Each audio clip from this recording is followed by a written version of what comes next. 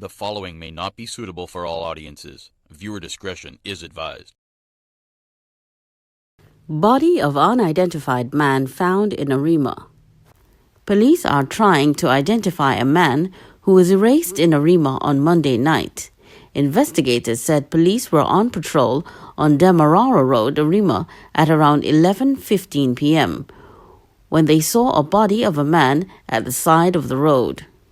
The man is of African descent, about 5 feet 6 inches tall, with a braided hairstyle, red and black shirt, and blue short pants. He appeared to be bleeding from gunshot wounds. Police called a district medical officer who declared the man dead. Crime scene investigators visited and found a live round near the body. Police from the Homicide Bureau of Investigations, Region 2, are continuing inquiries. The Trinidad and Tobago Police Service is seeking the assistance of the public in locating 23-year-old Anissa Balroop of Lodge Road, Claxton Bay, who was last seen around 7 a.m. on Thursday, 30th of December 2021. Anissa was reported missing on January 3rd, 2022. Anissa is of East Indian descent, approximately 5 feet 4 inches tall, brown in complexion, slim-built, with long straight hair. She was last seen wearing a white jersey, a pair of blue jeans, and a pair of blue sneakers, and carrying a blue handbag. Anyone with information on the whereabouts of Anissa Balroop is asked to contact the Couva Police Station at 636-2333 or 636-0200, or the police hotlines at 555-999 and 911, or call 800-TIPS or make a report via the TTPS app.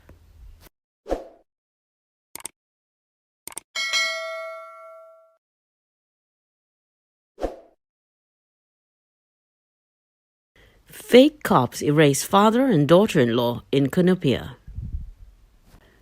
2 years after they were arrested for having in their possession an AK-47 high-powered rifle, 75-year-old Roy Mahabir and his daughter-in-law Charlene Lawrence, 28, were erased on Sunday night. Police reports indicate that around 11:30 p.m., a white wagon pulled into the family's yard on Sampson Street Extension, Cunupia, and sounded its horn. Lawrence, who was attending to her newborn baby inside the house, went to see who was outside. 2 men dressed in police uniforms began to question her, to which she was last heard saying, "But all you is no police." One of the assailants then shot her, and Lawrence collapsed on the porch where she succumbed to her injuries.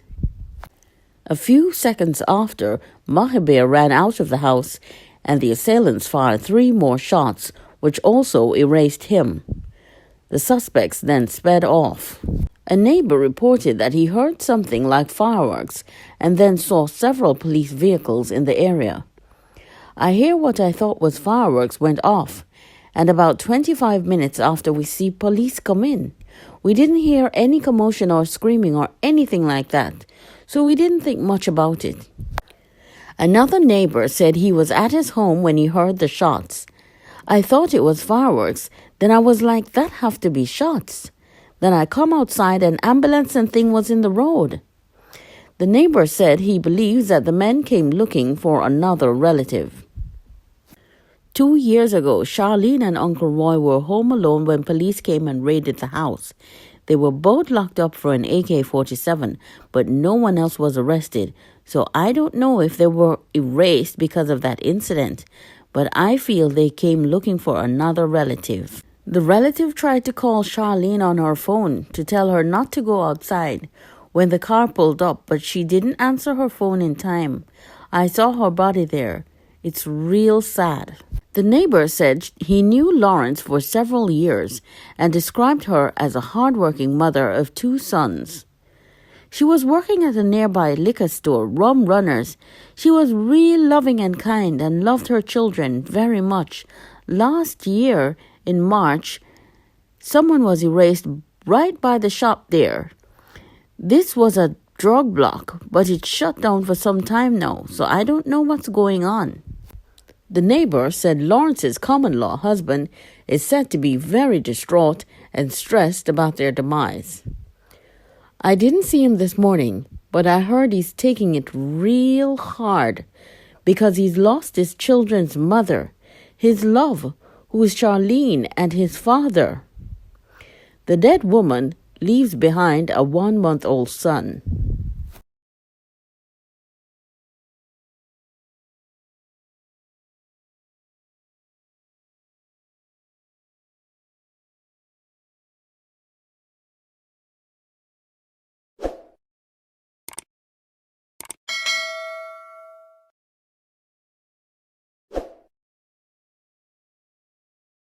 Fire leaves 20 homeless during New Year festivities. A fire believed to have been started by a firework landing on the roof of a house engulfed several homes along Quarry Street, East Port of Spain, minutes after people rang in the new year. The early morning blaze left 20 people homeless. Thankfully, no lives were lost.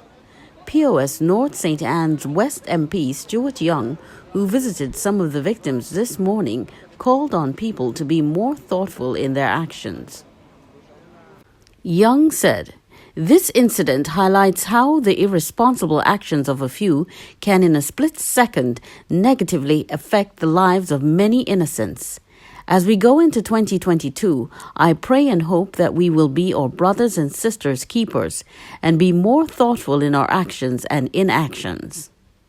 The MP extended thanks to councillors Clint Baptiste, June Durham, Chairman Chinua Allen, Ms. Sharon Cedino, the TT Fire Service, TNTEC, and all who assisted those affected by the disaster.